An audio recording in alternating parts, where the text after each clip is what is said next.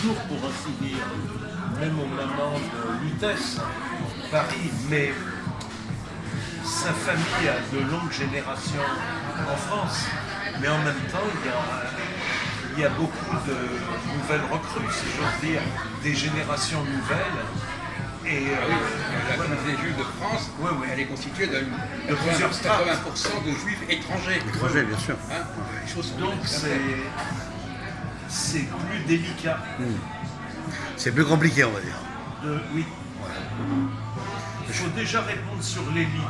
Bien sûr. Mais le deuxième volet, c'est un rude labeur. Oui, c'est cool. Mais bon, notre ami Jean-Paul n'est pas là, donc on ne peut pas prendre à sa place. On va essayer de manger les choses. Bah, ça... Non, Non, mais c'est... t'as rien à dire. Alors, bon, c'est vrai que ça se complique un peu plus que ça, parce qu'il y a aussi l'argument élitophobe qui se présente sous une forme xénophobe. C'est-à-dire qu'on attaque les juifs. En réalité, on ne veut pas les attaquer parce qu'ils sont une élite, on va les attaquer au nom de la xénophobie. C'est au lieu de dire que c'est une élite, on va dire que ce sont des étrangers. Ouais. Parce que, donc, finalement, déjà, il y a un discours qui n'est pas forcément le vrai. Les raisons qui sont mises en avant sont forcément les bonnes. On aurait tendance à... Alors, Donc ils s'attaquent à l'identité, alors, ça veut dire, Jacques. ils utilisent un argument de droite, De droite. alors qu'en réalité, ils ont un argument de gauche. Gauche, ouais.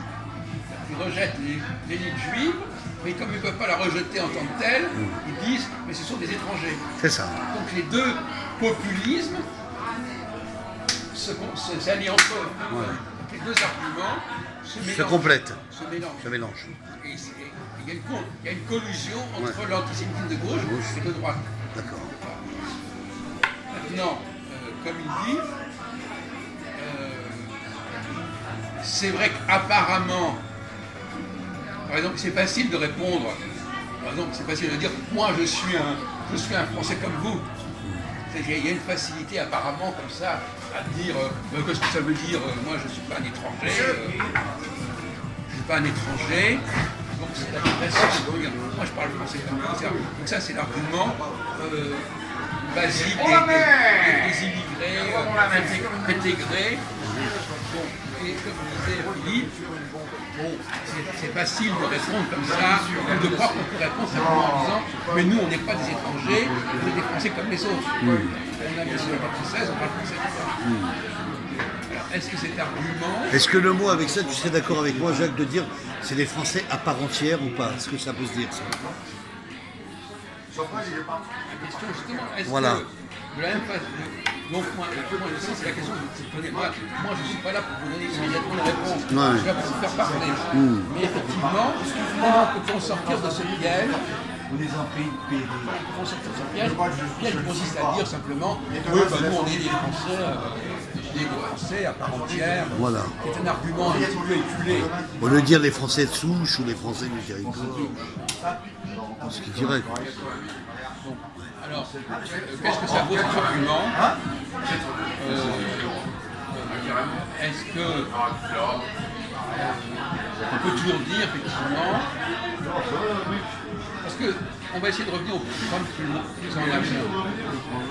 Pourquoi, au nom de quoi les gens sont-ils xénophobes? Pourquoi les gens sont-ils xénophobes?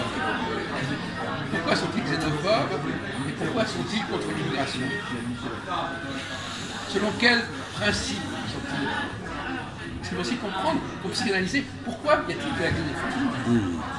Quelle est la valeur sur laquelle on s'appuie pour être xénophobe? Moi je dis la jalousie, maintenant je peux me tromper. Non, on parle de xénophobie. L'étranger, on n'est pas jaloux de l'étranger, on est jaloux de l'élite, on n'est pas jaloux de l'étranger. Ouais. Bien sûr. Quelle est la raison? On est déplacé et déclassé, notamment, ils nous menacent sur le plan du travail. Ils prennent la place. Quand tu dis il, vous avez compris que il parle à la place des xénophobes. Ouais. T'as vu ce qu'ils ont fait de notre ville, ces fils de pute? Bonsoir messieurs. La ville où je suis né. Mais il manque plus rien. T'as vu la ville, ce qu'ils ont fait? Et comme par hasard, ils sont bien sur notre T'as mon feuille là. Ah ouais, il n'y a pas de la place. Il faut qu'on colle à nous. Moi, je propose de bouger. Oui.